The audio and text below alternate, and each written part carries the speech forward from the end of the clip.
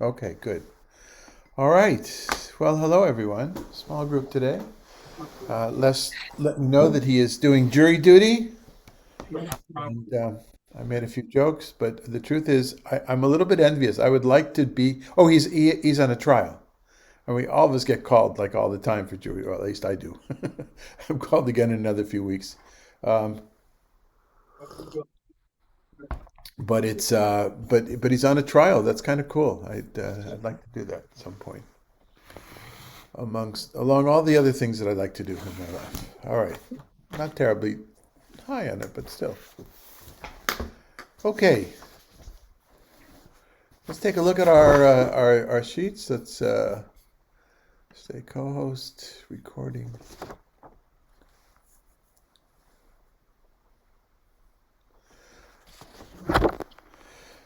Um, Another chapter. We're actually coming to the end. I didn't realize. I think we've been doing this since last October. I was looking for one of the earlier pages. I think, yeah, it's been well over a year. My, how time flies. But there's 31 chapters, so we're coming close, and hopefully we'll get this done today. It's a series of different subtopics or topics: speech, feelings, movement, romance, nature, and sheep herding. Not necessarily connected one to another. In fact, probably not connected one to another. Why they're bunched together, your guess is as good as mine. But I do. Well, I have something more to say from 3 to 7 about, in general, feelings in biblical literature. But let's start with this one now, if we could. Let's Klaus in.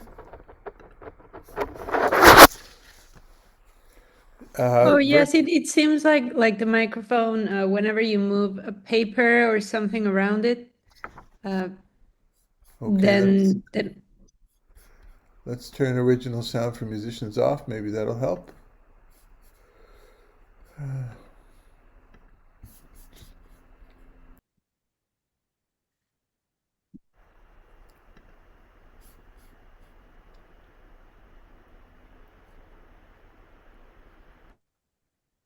Okay, how's this? better. Yes. No paper sounds? No. Great. Okay. Uh, so, chapter 27, verses 1 through 2. Would you like to lead us off, Harold?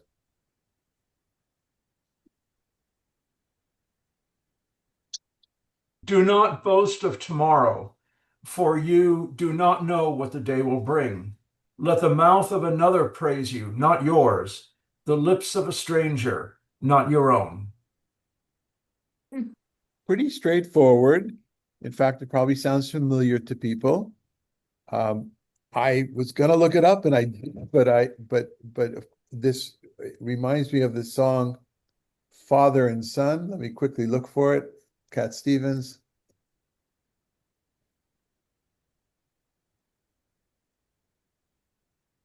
Sorry, I should have had this done beforehand, but my guess it's not a quote from in the Cat Stevens song is not a quote from Proverbs, but from Matthew.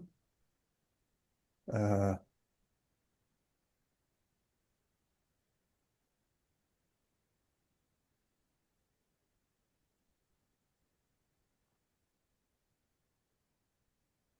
course, now I don't see it, but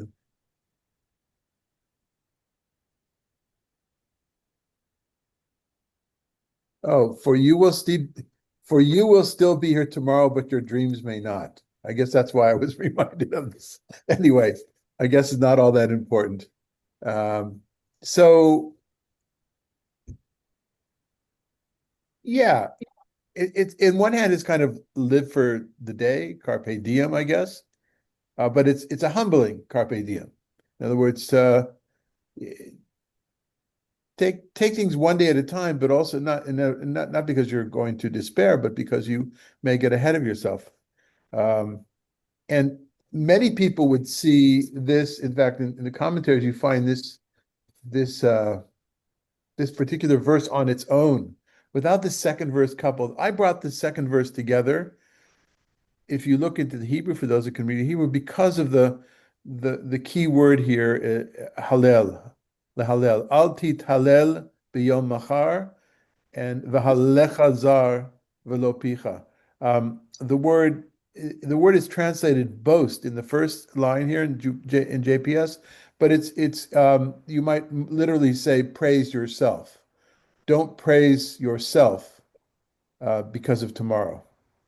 Um, and the third line is let others praise you and not yours. So that's why I bunched them together. I brought them together. We're having trouble admitting people today. Um, let's see this. So this particular proverb, if we take the first line now, um, is very common in ancient Egyptian wisdom literature. It's like all over the place, this idea. And I wanted to bring two relevant passages that echo this, uh, either I think directly or certainly from the same source, and that's from Ben Sirah. This is the Hebrew edition of Ben Sirah, which was published in the early 20th century. I need to go back, which I didn't do, go back to the introduction there and see what he based his Hebrew text on. You don't have this verse in the Greek text of Ben Sirah, but we do have Hebrew, and I'd want to see if he reconstructed it in what ways.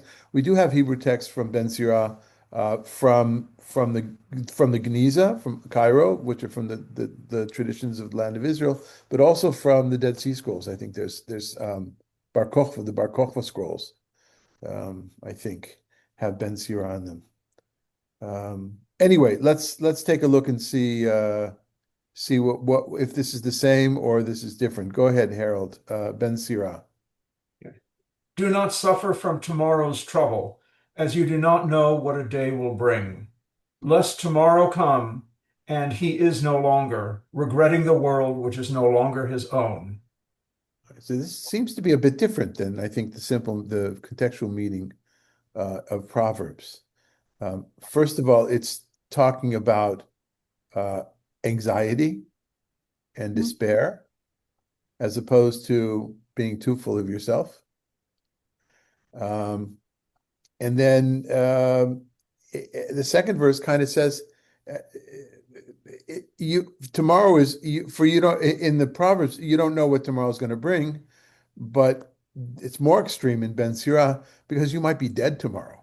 So why worry about what's going to happen tomorrow if you're going to be dead? That's extreme. It's hyperbole, right? But still, I think that's it. Any feelings, any reactions to that before we go on to the quote in the New Testament?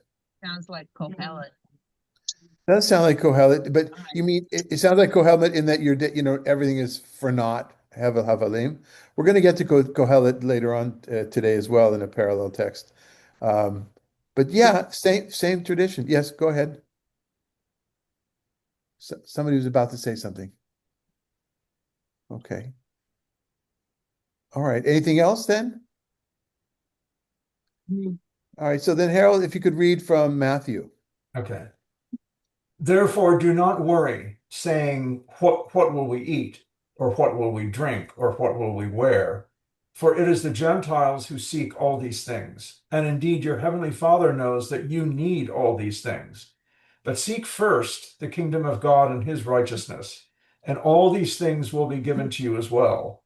So do not worry about tomorrow, for tomorrow will bring worries of its own. Today's trouble is enough for today. And I think I think this is a midrash, so to speak, on the verse from Proverbs, or maybe a spin on what the author of Matthew knew from Ben Sirah, which is seconds closer to his time, but still very much of the same tradition, but a spin on it, right? In this case, don't worry about if Ben Sirah says don't worry about tomorrow. Let's say if Proverbs says don't get full of yourself today because you don't know how you might be humbled tomorrow, and if Ben Sirah says don't worry about tomorrow because you might be dead. Just worry about today. Here it says, don't worry about tomorrow because you'll have a whole new set of problems tomorrow. Deal with what's at hand today. All these, I think, could be in supporting roles for the famous 20th century scripture reading that says, take one day at a time. Yeah. I'm also reminded of I guess, humorous phrase I've heard people say. Um, don't go looking for trouble because trouble will find you. Yeah. But also, I just wanted to comment on the on verse 33. Seek first the kingdom of God and his righteousness, and all these things will be given to you as well. It kind of sounds like a variation or an update on the earlier sayings about, do the will of God, follow his commandments, and you will get rain and you will thrive, you will rain to grow your crops. So it's sort of like do the right thing and good things will happen to you.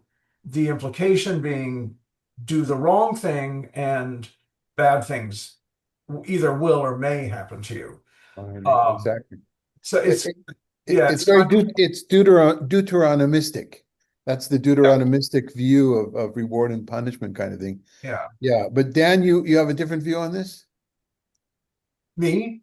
No, Dan. I saw Dan. I think I Oh, saw Dan shaking oh, his head. Uh, Excuse me a second, I just spilled my tea, so wait. Hold it. Oh, that's I why. have a You're little supposed to little hold your accent here. No, this happened just a moment. Heck, sorry here. I'm going to cut.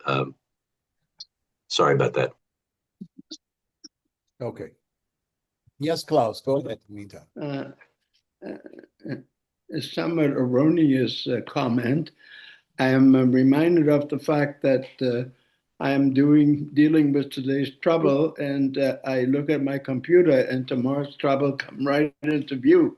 So today, in a speedy life we live in, it's difficult to wait for the other one. Yeah. I'm being facetious, but it I just occurred to understand. me when we talked.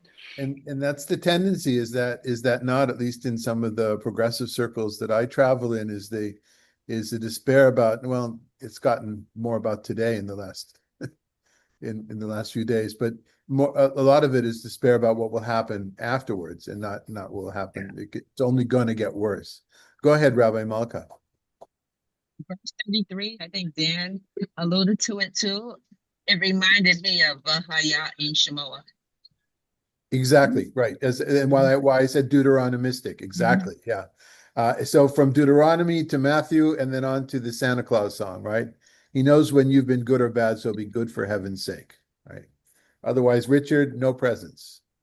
Yeah, you were wondering why you didn't get presents this year, right? There was nothing under your tree, Richard, right? Can't hear you, but anyway, I'm sure you're saying something smart. Yeah. That's because there was no tree. Oh, okay. Yeah, okay. All right. Yeah, okay. Anything else on this section? As far as lines 3 and 4, I feel like we've had something like this. I'm pretty sure I mentioned to you that I was at a wedding many, many years ago of one of my newly ordained rabbinic colleagues, younger rabbinic colleague, and their Talmud teacher, who was modern Orthodox, was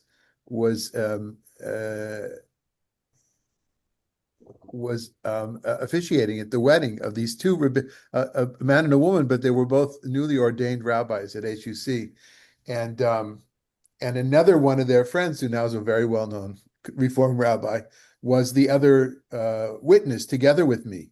And I signed, David Yehuda ben Reuven Michael V'Tzipora, as I do on a ketubah. And he asked his teacher, "Do I write harav? Do I write rabbi?" And his teacher says, "Let other people call you a rabbi. You just identify as your name. Let other people give you that kind of an honor." Of course, I do write harav when I'm signing a ketubah as the rabbi. That's a different story, I think. Okay. So anything else on this section? All right. Rabbi Malka, 3 to 7.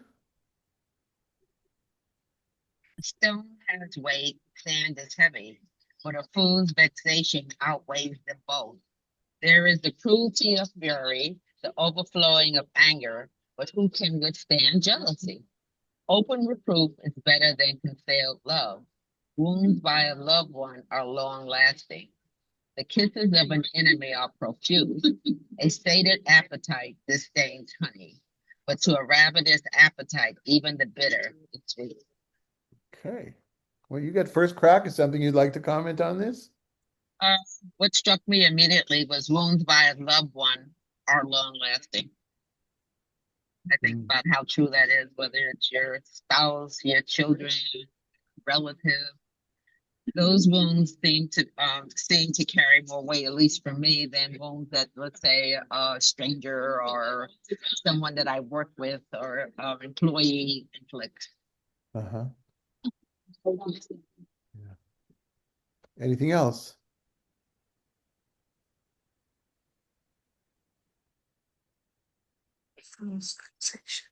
So this is a section about feelings. We have here anger and cruelty, uh, anger, three different words for anger, kas, chema, and af. There's kina, there's jealousy, tochecha, reprimanding, which is a kind of from the feeling world, I think.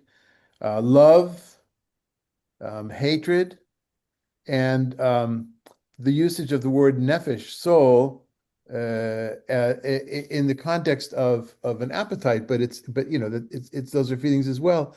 I didn't know that feelings is a new subdiscipline of biblical studies. I heard a lecture I know, and I only know it because one of Debbie's colleagues from Hebrew University, who she did her master's degree in Bible, our daughter Debbie, Rabbi Debbie, and then she went on to work more in rabbinics and get ordained. He continued at Hebrew University as a professor in the Bible department, this young man. And so Debbie said he's going to be there. So I went to go to his lecture, and it was all about feelings in different verses, but they were taken from I think from Psalms. And then he referred to all this literature. So of course I Googled, I looked up, and there's this whole area of biblical studies now, which I'm guessing all ancient literature studies, which has to do with feelings, with emotions. And there's all these, there's theory about this and everything. Interesting. I don't remember that being a topic unto its own. I don't remember because it wasn't until recently.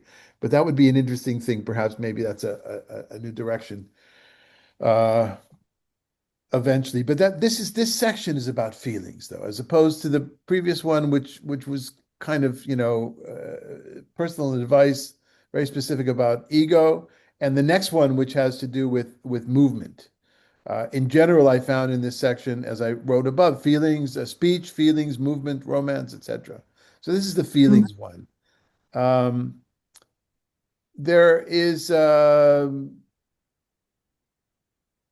I don't know if I have anything. There's some strange words here. The word v'na'atrot, but natarot in the third before the last line is a very very rare word, and it's in Ezekiel, and it means profuse. That there's many of them.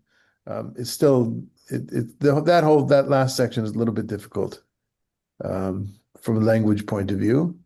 And then this advice about eating as well, right? A sated appetite disdains honey, of course, which of course is not really necessarily about eating, but a ravenous appetite, even bitter or sweet, depending. You could use that for, oh, friendship, people that have lots of friends as opposed to people who are lonely, people that have money as opposed to people that don't have money and how they might get money. There's a lot of ways to understand that. I don't think it's necessarily meant towards appetite and food itself.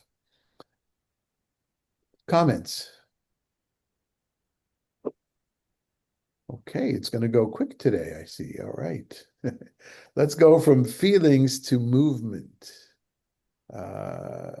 Klaus, would you like to read 8 to 10?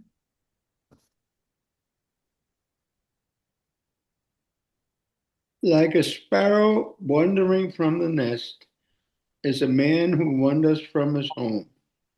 Oil and incense gladden the heart, and the sweetness of a friend is better than one's own counsel.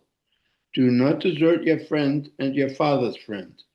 Do not enter your brother's house in your times of misfortune. And sorry, my eyes are bad. And close neighbor is better than a distant brother. Okay. So it's just wandering thing. Um, I know two people who are successful, career-wise, but their careers are not based in an office. They're through online work. Both are actually very, very well respected in their fields, and they define themselves as nomads. This was a new kind of a term for me. In other words, nomad not being somebody who is unhoused for unfortunate reasons, but someone who chooses not to live in a specific space. There might be different reasons for that as well, but lives well from going from place to place. Right now, I spoke with her yesterday. It was her birthday. One of them I'm thinking of, who has stayed with us for a while. She's in Boulder right now, was with a friend who's about to give birth. She was able to do that for a few months. Helped that person, met a couple that's going away while she was in Mexico, met a couple from Boulder, Colorado, which is near Denver, of course, is going away for 3 months to Spain. Asked her if she would pet sit for them or plant sit for them. So in other words, things just happen to fall into place. And she drives a very nice car and she goes on very nice vacations. And her ideology is a nomadic ideology. And I've met others as well. It's a little bit less, I think, in the generation perhaps of many of you that would there was who was it? Jack Kerouac? Was that is that Yeah. yeah, that was kind of an idea. I don't know. Hobo was derogatory, but a kind of, wanderer kind of it seems to be. And so I think they're called today digital nomads. Digital nomads. I think that might be the term. So that's interesting because that's not the view of Proverbs. I say that as something, and it's nothing I mean, I like to travel, as you all know. I like to be in different places, but I also like to have a place to keep my books, right? By the way, we met through a book club, and she's never had any of the books in hand. She's only listened to the books. So that's the difference. I want to read the books. I want to have the books in my hand. Um, okay, good news, by the way. I know I can't. I'm very bad at drawing boundaries when it comes to good news. Is that I think that either I'm going to rent a pickup truck, which I did last week to bring stuff from my mother's house here, or as one of our daughters says, Abba, just get a mover. I don't know if we're going to, but there are a number of bookcases at my mother's house that I think I'd like to move to the house here, and first of all, get many of the unhoused books in my home on the shelves. That would be nice. And also, as some of you know, where the Talmud is on the side, I'm pointing to it right now. The shelves are, maybe you've seen the shelves are sagging like this. They were very cheap bookshelves that I bought when I had to move my library out of that other place from Walmart. So they've lasted now for 6, 7 years. So, but I think that, so the house might be looking a little bit different. I've also brought some art back to the house, and although I'm not supposed to put holes in the wall, I think I'm going to put up some of my parents' art. Yes, Richard. I have a task for Madalena. She absolutely must get a photograph for the newsletter of you driving a pickup truck. Oh, I did all last week. I also got a shotgun. I had a shotgun in the rack behind it. Do you have a picture? I want a picture on the I wore newsletter. cowboy boots as well. Cowboy boots and a cowboy hat. Yeah. Yeah. And your Oh, handkerchief here. yeah, yes, yeah. And I had a chain also. I had no, they don't chain, but yes, I had a rag sticking out of my back pocket, kind of a thing. Okay. All right. So yeah. So what's here, like a sparrow wandering from its nest, is a man who wanders from home. This is not complimentary here. This is something which is not seen as well. And then it goes on to talk about other kinds of movements. Um, the oil and the incense gladden the heart, which is reminiscent of Psalms, say Psalm 104 that says, Yain yismach levav enosh, that wine gladdens the heart. Here it's these things gladden the heart, but it's not about that. That's in order to compare it to a friendship. And then the friendship is about whether you stay close or you move away. That's how I understand this in the context of this paragraph of movement.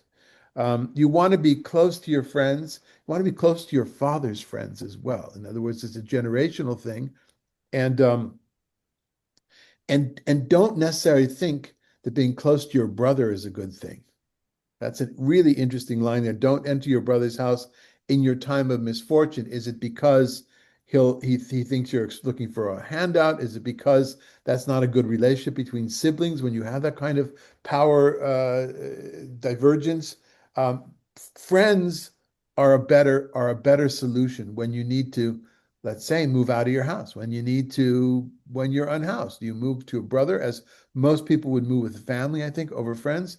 And Proverbs is telling us here that if we were to apply Proverbs to a contemporary situation, that somebody that needed to leave their home because they couldn't pay the rent, is better to move in with a friend than to move in with your sibling. What does the word distance mean? I mean, it says here, do not enter your brother's house. No, it says a close neighbor is better than a distant brother. Well, I have a brother who lives at a distance from me, but I'm very close to. So I consider him a close brother. Yeah. And in your case, Richard, that exactly is it, right? If you needed to move out of your house, you could move to Denver and you could be in Easily, his yeah, house. right. Yeah. On the other hand, I'm your friend, but there's no way I'm going to have you live with me if you have to move out Well, of your yeah, house. but you don't have a 2,000 square foot basement like my brother does. Oh, hey, Richard, one day somebody's going to get a glimpse of this on Facebook and they're going to say, this is that class. That's all they do. Um, uh, I think you and I should actually write a book when we're done with this, Richard. The Proverbs of Richard and Rabbi Lazar. There you go. Yeah, we'll take out our favorite ones. Okay, so Malka, please.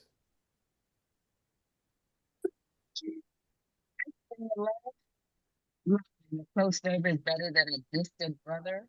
I didn't take the distance. I didn't mean distance in terms of miles. I thought distant in terms of emotions, feeling close to that person. And then I thought about the other proverb, blood is thicker than water. Hmm. Yeah, I agree. I don't think that the rachok here is geographical. I think it's Right. spiritual or social. Emotional. Yeah, emotional. Thank you. Okay. Yeah. Just a language thing again for the people that can read Hebrew. I realize not everybody can, but this kind of structure. If you look in the middle line, the fifth line in the paragraph above, Tova tochachat migula. Open reproof is better than concealed love. Me'ava nisteret. Tova tochachat migula. Me'ava misutaret.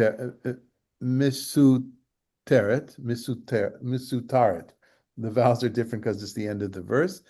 And then if you look at the last line of this section, Tov shachen karov me'ach rachok, saying that Tov, something is good, which means than this, which means this is better than that. And I'm reminded of again, this is the connection with Kohelet, with Ecclesiastes, Malka. Tov Shem Mishemen Tov. A good name is better than good oil, right? Yeah. This idea of this is better than that, which we haven't had too many of those, but that's very, very wisdom-like as well. Anything else on this section, folks? Dan, was there something you'd wanted to say beforehand before you ruined your keyboard and your computer? I cannot remember at this point, unfortunately. Sorry for the drama there. Not Okay. bad. Are you? We have a section from the Talmud. So All right. why don't you read this for us? Babylonian Talmud Chagiga. This is about the issue of a bird and the wandering.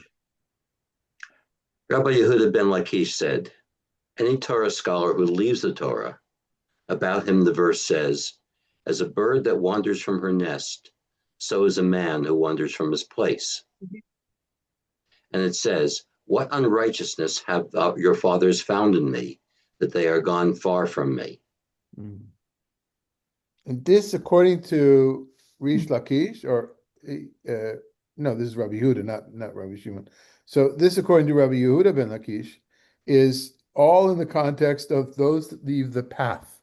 They stray from the path of Torah. This is something that in Israeli society you hear about, and you hear about it in Orthodox society as well. People that have left the derech, they've left the path. In Israel, in the 70s and 80s, you heard about who horida to kippah, somebody who took off his kippah, like when he grew up in high school, got to the army. He took off his kippah, a transition from being defined as a religiously observant Jew to a more secular Israeli Jew. In the Orthodox world, it's leaving that world and becoming reform or conservative or unaffiliated. And so the rabbis are putting in their context, keep close to the nest, to the mothership of the Beit Midrash, of the study hall. And his proof text is that if you wander, you're like a bird, a sparrow that has no resting place. And they especially translate sparrow. Tzipor can be different birds, but I think tzipor by itself is usually considered to be sparrow because they flit around, they move around so fast, they never calm down. It's not, crows are slower. Other birds might be, seagulls, other whatever birds they had, but the sparrow is, flitting. Um, and then that's no less than being in God's presence. So basically, what the sage is saying here is, if you wander from us, from the Beit Midrash, from the study hall, you're wandering from God's presence. I think that's what's insinuated here. Comments?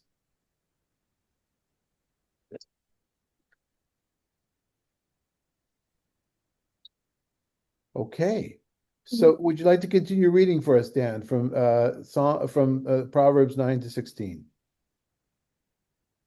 Get wisdom, my son, and gladden my heart, that I may have what to answer those who taunt me. The shrewd man saw trouble and took cover. The simple kept going and paid the penalty. Seize his garment, for he stood surety for another. Take it as a pledge, for he stood surety for an unfamiliar woman. He who greets his fellow loudly early in the morning shall have it reckoned to him as a curse. An endless dripping on a rainy day and a contentious wife are alike. As soon repress her as repress the wind, or declare one's right hand to be oil. Okay.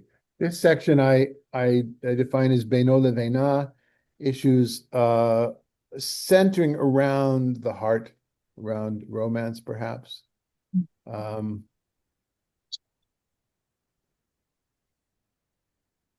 We've had part of this before, this taking a pledge, which is frowned upon, pledging for surety, for a loan, somebody else's, and an unfamiliar woman. That we had a lot of that in the first part of Proverbs, the Isha Zara.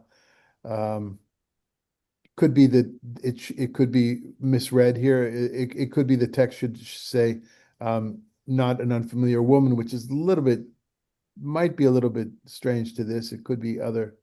It could also be read with a slight emendation as foreigners, non-Israelites. I don't know. What else can I say about this? Comments from you guys? What stands out here? I don't understand declaring one's right hand to be oil.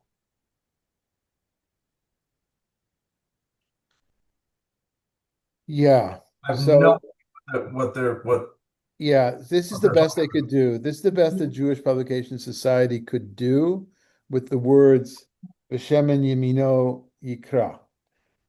The Fox amends it to "Lishmo yemini," the and his name will be as a right person, as a strong person will be called. He will be called with a good name. The person who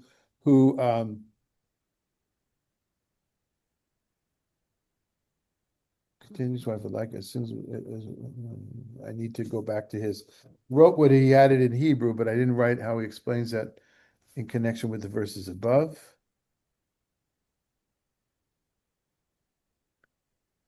He has this translated as an irksome dripping on a rainy day and a contentious woman are alike. He who hides her hides the wind, and he is called right with a capital R. He or hide, and his comment on that is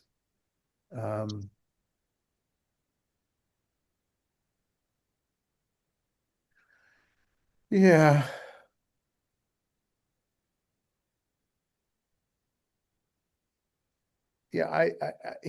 Yeah, he goes into a little bit of a midrash here about directions, whether it means right. If you're facing the east, what is right?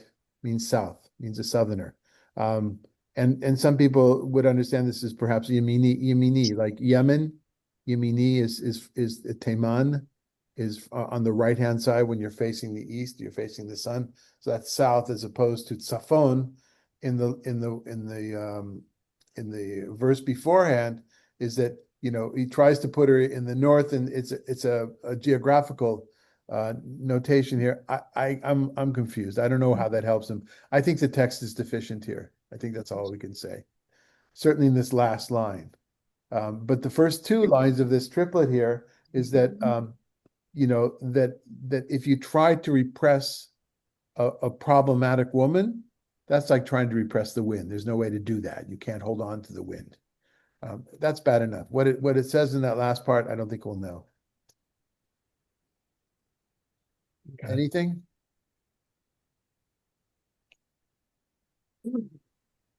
Yeah. This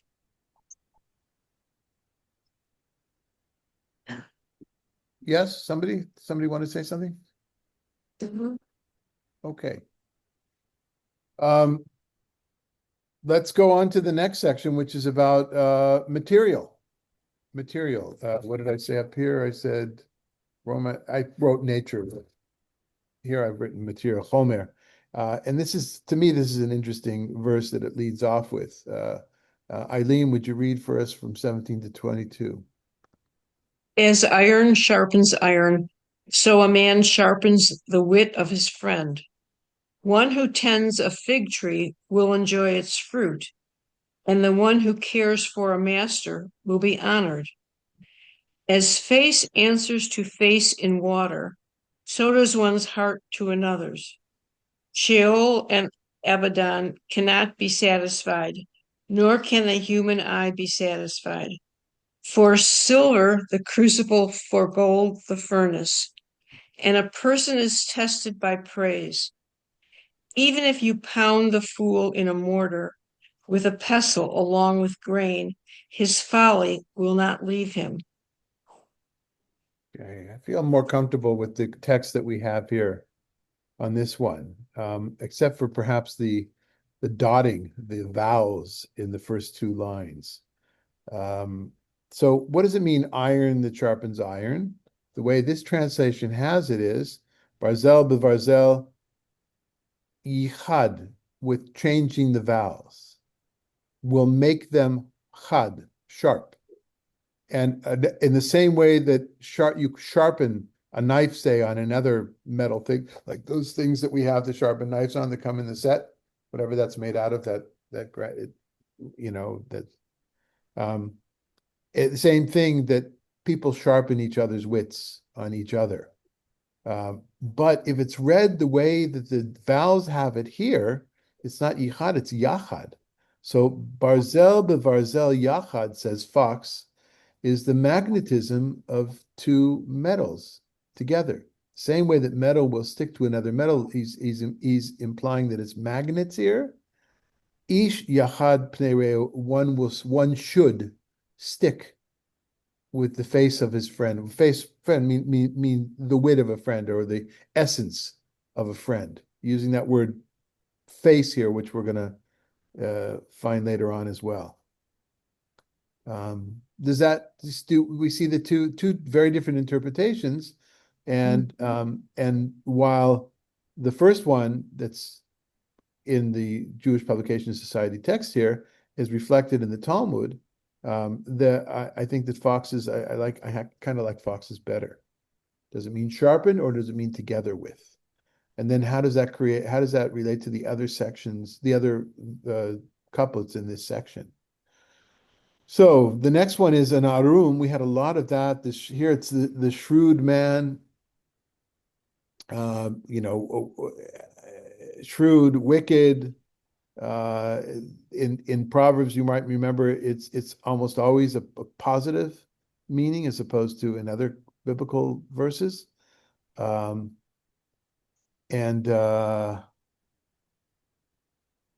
play on words. Arum ra'a ra'a.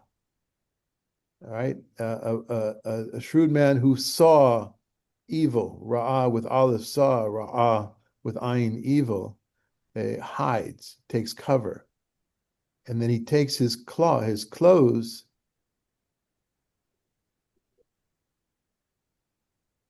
I'm sorry, pitom avru nenashu, and in that case, I'm sorry, pitaim.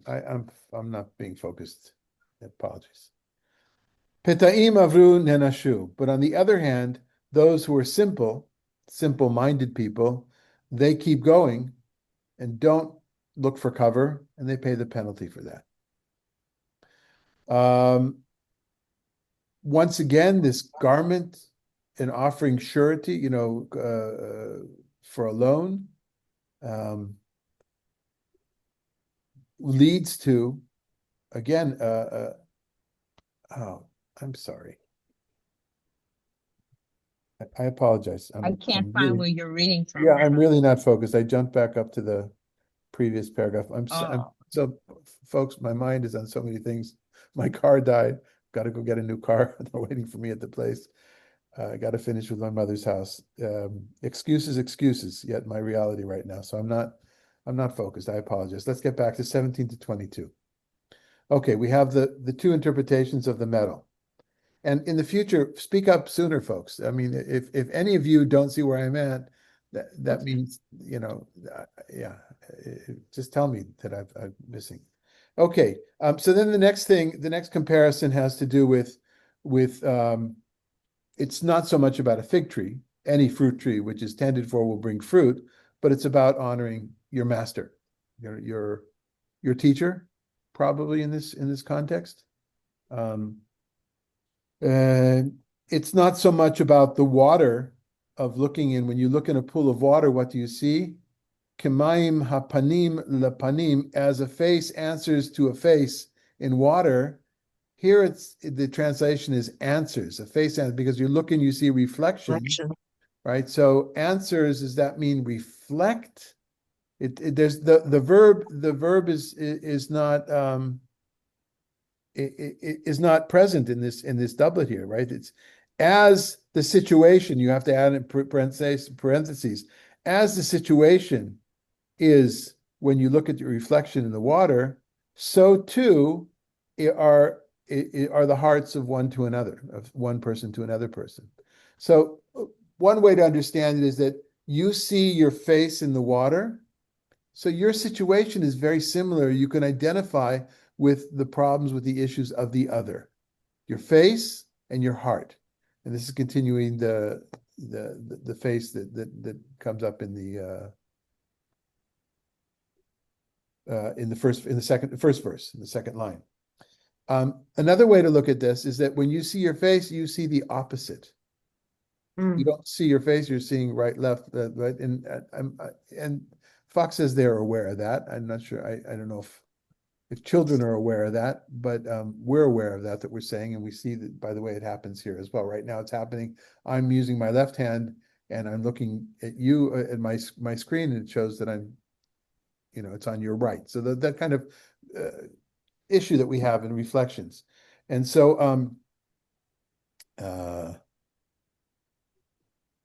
that too, in the same way that there's an opposite, that's not the same. It's kind of like, but it's not the same. So too with another person. I would go for the first interpretation as it shows up here in this particular translation, I think. These places yeah, go ahead. I say, to me, these verses sound like you reap what you sow. I mean, and to me, the reflection means if you look and you're honest with yourself, you see in your own reflection if you're being honest with yourself and how you are acting with others. Oh, good. Or exactly. In other words, how we act towards others sometimes, then we realize sometimes it's not about them, it's about us. It's more about us than it's them. Yeah. When we're talking to someone that we're giving advice to, whether it's pastoral care or whatever it is, we often want to try to get to, so what is this really about, right? Are you really angry at your brother and sister, or are you dealing with your grief because Your your parents, grief. right? Yeah, for instance. Okay. Um, and then we have this this mythological two names for one mythological place.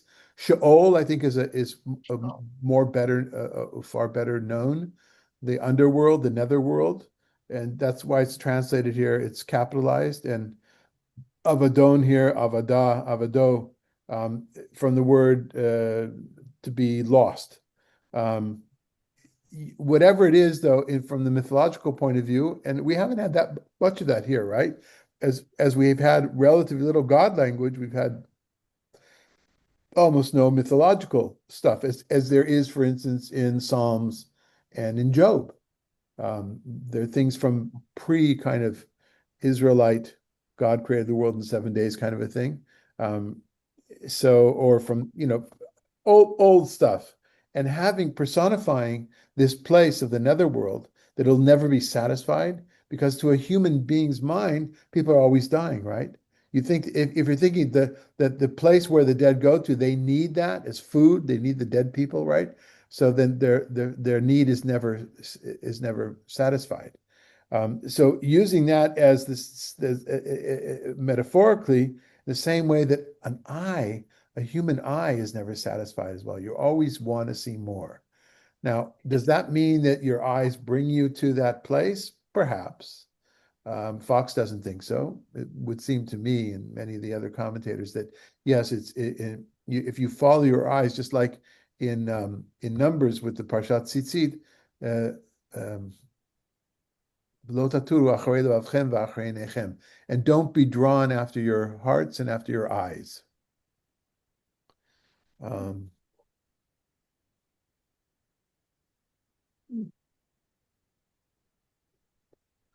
okay. Well, we're now at the second bold mitzaref for the kesef, of course. These again, there's a metaphor about from the world of, in this case, of material, how you deal with silver and how you deal with gold. They both have their proper places where you not purify them, not distill. What do you do with metals? You Refine. refine them, yeah, yeah. And so in this crucible, others translate other words here that are whatever the thing is used for silver as opposed to the one used for gold. I would have thought the same. It doesn't matter though. It's poetic. That's the same way you are refined and tested through praise that you get from other people. And I think the hint here is that if you let it go to your head, then you become, like an unrefined metal. Um, and then again, still from the world of material issues, material things, is using the mortar and pestle as a metaphor. And here it's not so clear exactly. So yeah, even if you pound the fool in a mortar, right, it'll still get mixed up. Even if you try to, if you try to do it with the mortar and the pestle, it'll still get mixed up together. In other words, there's no way of really refining, because the mortar and pestle in this case were used to separate the wheat from the chaff, not the way we would think of maybe grinding something or a medicine. Yeah, okay. So I'm sorry I'm not so clear today, but that's what I have to say, I think. Why don't you go ahead and read from us the Babylonian Talmud on this section?